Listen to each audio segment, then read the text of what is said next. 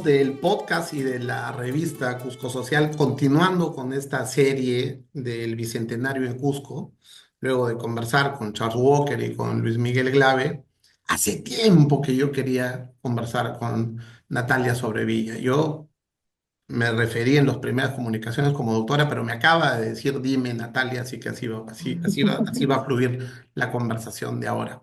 Natalia, bienvenida a Cusco Social. El bicentenario en Cusco ha pasado desapercibido y en tu última publicación con el Fondo de Cultura Económica en Ayacucho 1824, tú hablas de en qué momento deciden las naciones recordar sus efemérides importantes. ¿En qué momento y por qué? Y yo obviamente me pregunto por qué algunas efemérides terminan siendo olvidadas o pasan desapercibidas. Bueno, las que resultan incómodas. No es solamente el Cusco que no ha hecho mucha fanfarria de su bicentenario, tampoco lo ha hecho Arequipa. Y ahí hay algo que los une, que es el hecho que son los últimos dos lugares donde se defiende al rey en América. Entonces, es bastante incómodo tener que ser los últimos de la fila, si quieres.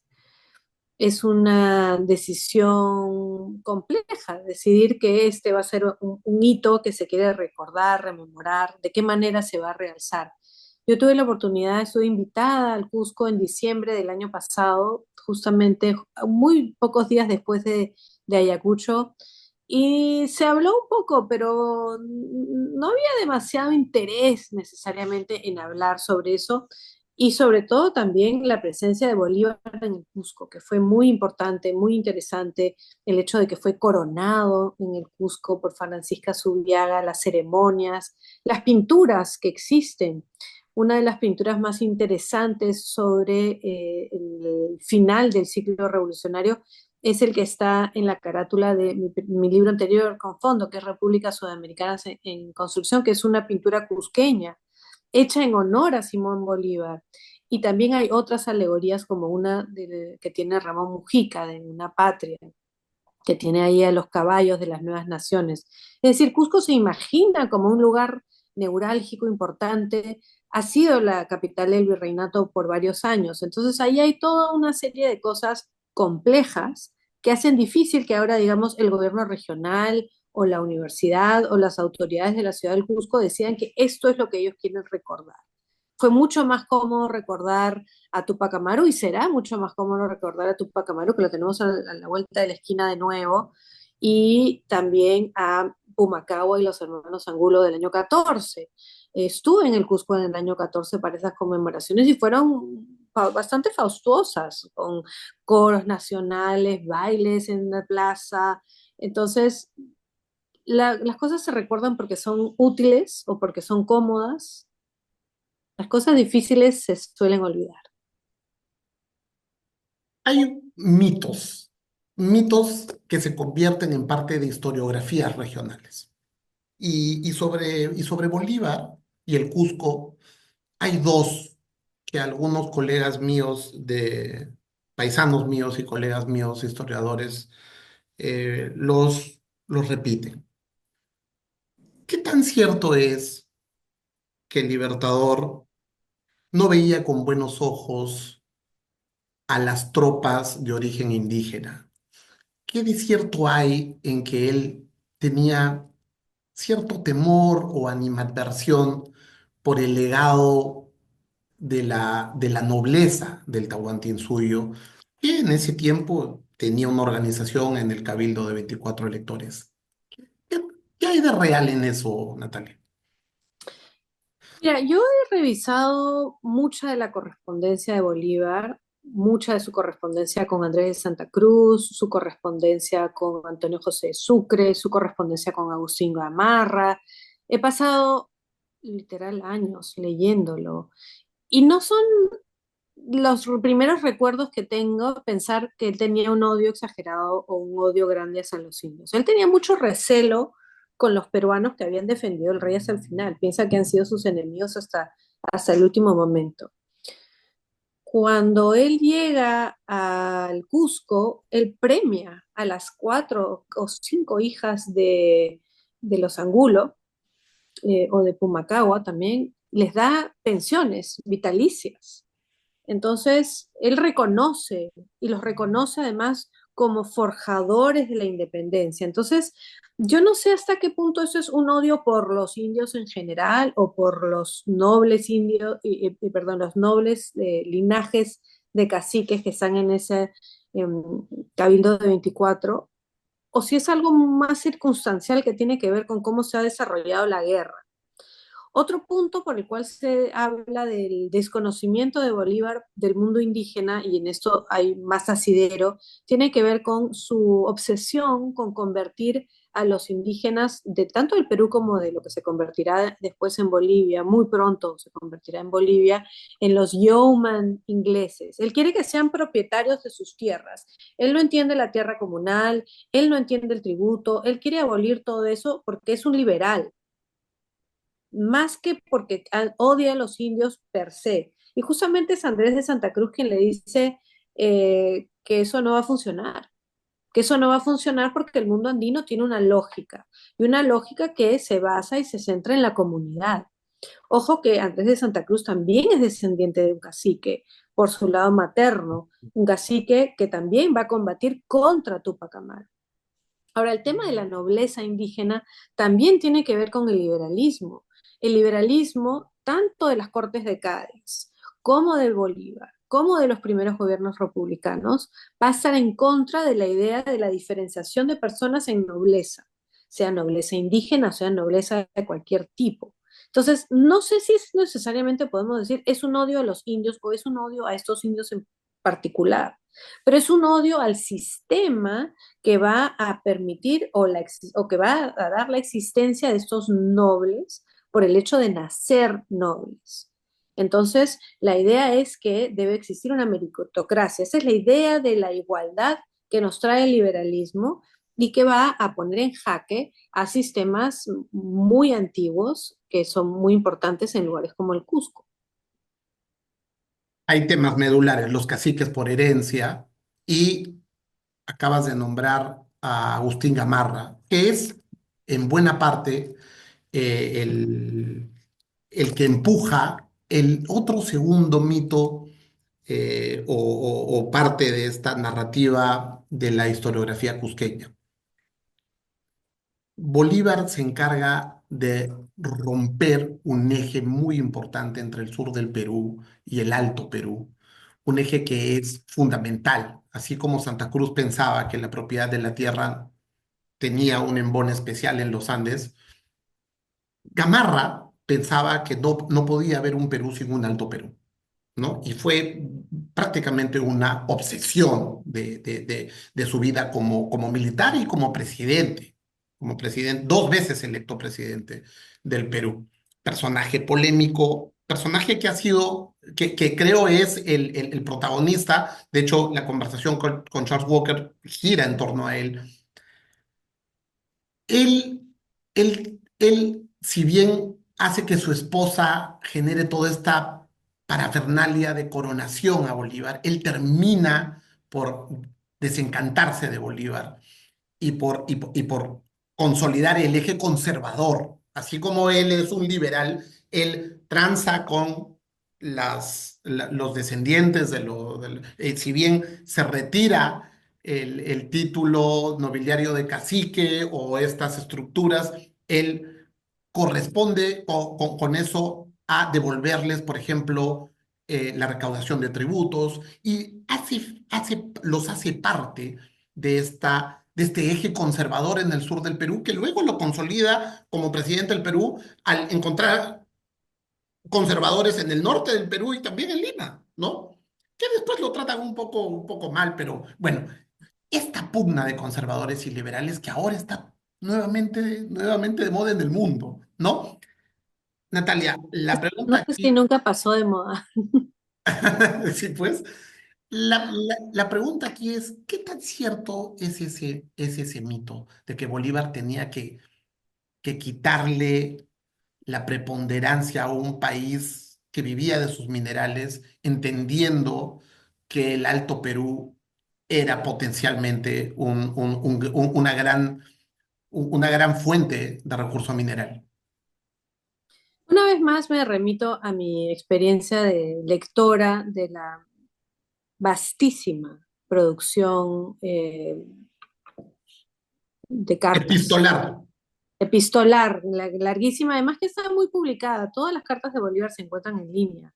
El gobierno venezolano las puso ahí, están también colecciones de las de Santa Cruz, de las de Gamarra. Carmen Maquevoy ha publicado otras cartas muy interesantes para entender este periodo.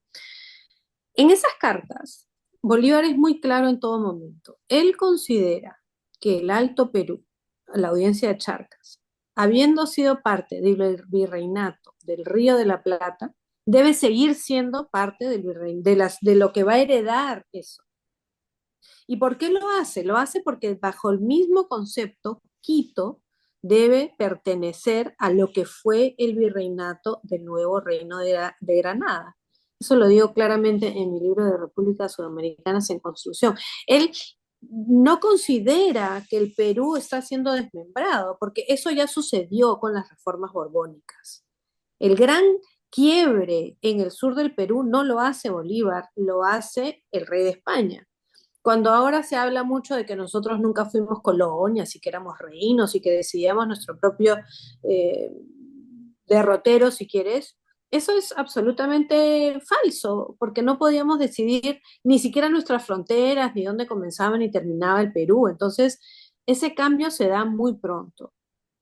Pero más aún, las élites de diferentes ciudades de lo que actualmente es Bolivia, en ese momento la audiencia de Charcas o el Alto Perú, no querían ser parte ni de lo que había sido el virreinato del Perú, ni lo que había sido el virreinato del Río de la Plata. El libro de José Luis Roca, un bolivianista muy bueno, se llama Ni con Lima ni con Buenos Aires. Las primeras juntas de gobierno que se organizan, aparte de la de Montevideo, que es realista, son las de Chuquisaca y las de La Paz en 1809, con una muy clara intención de mantener una autonomía tanto de Buenos Aires como de Lima. Pero pasado mucho más tiempo, Bolívar, cuando le escribe a Sucre que va adelantado al Alto Perú, le dice, usted bajo ningún concepto puede permitir la separación y la creación de una nueva república. Se lo dice claramente y se lo dice en muchas oportunidades. Pero Sucre llega y ve que ahí no hay otra opción, que todas las élites locales que lo apoyan quieren un congreso. Y entonces él llama a un congreso y le dice a Bolívar, me va a disculpar, pero aquí no hay nada que yo pueda hacer. Estas personas tienen derecho a la autodeterminación de los pueblos, porque son dos conceptos los que forman las nuevas naciones. El uti possidetis, que se mantendrá la posesión anterior, y la de, sí, libre determinación de los pueblos. Entonces ahí hay toda una tensión. ¿Qué sucede? La respuesta que da Bolívar a todo esto es la creación de la Federación de los Andes y la creación de una constitución para todas esas nuevas naciones, conocida como la Constitución Boliviana, la Constitución 1826 o la Constitución Vitalicia. Y es ahí donde él presenta esta idea de federación, justamente con la idea de cómo vamos a combinar estas autonomías, estos deseos por autonomía, con la ambición de crear un país grande que pueda hacerle frente a otro país grande como los Estados Unidos o como el Imperio de Brasil o como México. Y que la única manera que se va a lograr es con una federación. Por supuesto que esto es Bolívar en su imaginación, creando cosas, imaginando cosas que no va a tener realmente apoyo. El único que va a creer en su proyecto realmente y se lo va a comprar va a ser Andrés de Santa Cruz, que va a luchar por esa federación y la convierte en la confederación. Ahora, Gamarra, que también viene del sur del Perú, con unas conexiones muy profundas entre el Cusco, Puno y La Paz, sobre todo ese eje, alrededor del lago, luego Potosí, él va a tener una idea de que tiene que volver a ser parte del Perú. Él piensa que esa unión entre el Perú y lo que fue el Alto Perú se debe recomponer, pero que tiene que ser por parte del Perú. Y entonces, durante la década de los 30 va a haber toda una serie de negociaciones entre Santa Cruz y Gamarra para ver cómo se hacen del poder, cómo se deshacen de la mar. Gamarra además apela a un nacionalismo muy temprano, sacando de carrera a todos los que supuestamente son extranjeros, a pesar de que la ley es muy clara que todas las personas que lucharon por la independencia son peruanas. Entonces, ahí hay toda una serie de cuestiones, un nativismo, si se quiere. Y eso lo hace Gamarra para sacarse de encima a los enemigos. Pero luego cuando necesita de Santa Cruz también lo busca. Cuando piensa que puede hacer una alianza que le sea favorable, intenta de nuevo aliarse con él y no lo logra. Bueno, Ahora, pues sobre esta tienen la misma cuestión, educación, ¿no? Estudiaron con los bueno, jesuitas, son compañeros de son escuela. compañeros, exacto. Así es. Y otra cosa que es interesante es a quienes nos hemos pasado mucho tiempo leyendo cartas, colecciones epistolares completas, sabemos muy bien que son muy pocas las personas que se tratan de tú. Solamente se tratan de tú los compañeros de escuela. Gamarra y Santa Cruz se tutean. Correcto, Es correcto. una de las muy pocas relaciones que se ve en todos estos intercambios epistolares. Entonces, ellos tienen una respuesta diferente. Si quieres, Santa Cruz toma una visión más liberal, con una opción de confederación o federación, y Gamarra busca más bien una visión proteccionista, porque eso no es solamente una cuestión liberal en cuanto a política, sino también a política económica. Deben haber importaciones o debe protegerse la industria nacional. Esa es un poco también la pequeña, la que está emergiendo, y sobre todo la producción de uniformes. El Cusco es un gran productor de textiles en este periodo. Entonces, quienes van a hacer los textiles, pero también las botas, los cinturones, los sombreros, los kepis, todos estos son cuestiones económicas. Natalia, agradeciéndote por tu tiempo y para ir cerrando,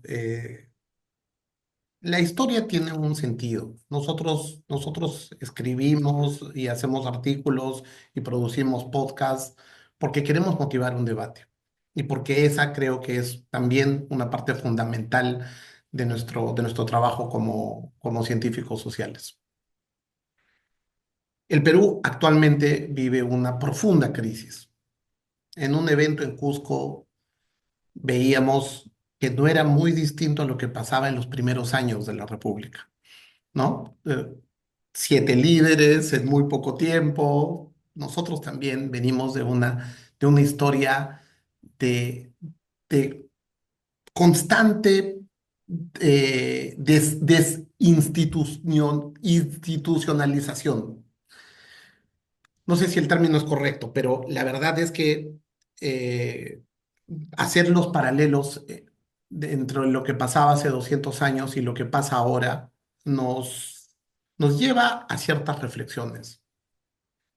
¿Qué piensas tú y qué lecciones debemos tomar de los eventos de hace 200 años con miras a lo que será, espero, un proceso electoral distinto en los próximos años, espero, y a lo que nos toca en el concierto de las naciones con estos movimientos geopolíticos tan grandes que estamos viviendo ahora? Eh, Acabas de mencionar la visión de Bolívar para poder contrapesar lo que se venía con el Reino del Brasil. Ahora prácticamente con el puerto de Chancay somos más o menos como que un peaje hacia el Brasil entre estos dos socios de los que son parte de los BRICS, ¿no? Entonces, el mundo continúa con estos grandes bloques, ¿no? Y bajo esta reflexión, ¿qué crees tú que deberíamos de hacer? No solo los peruanos, sino todos los que tenemos alguna responsabilidad desde la historia. Bueno, yo creo que es muy importante que conozcamos el pasado y no pensemos que lo que está sucediendo sucede por primera vez. Y también que no pensemos que lo que sucede solamente en el Perú. La historia comparativa y el conocimiento del pasado y poder ver qué fue lo que funcionó, cómo se pudo organizar una respuesta ante las amenazas de países más grandes, cómo fue que se logró organizar un Estado incipiente, con problemas, con dificultades, como lo hizo el Perú, nos puede dar pistas de qué es lo que tenemos que hacer ahora.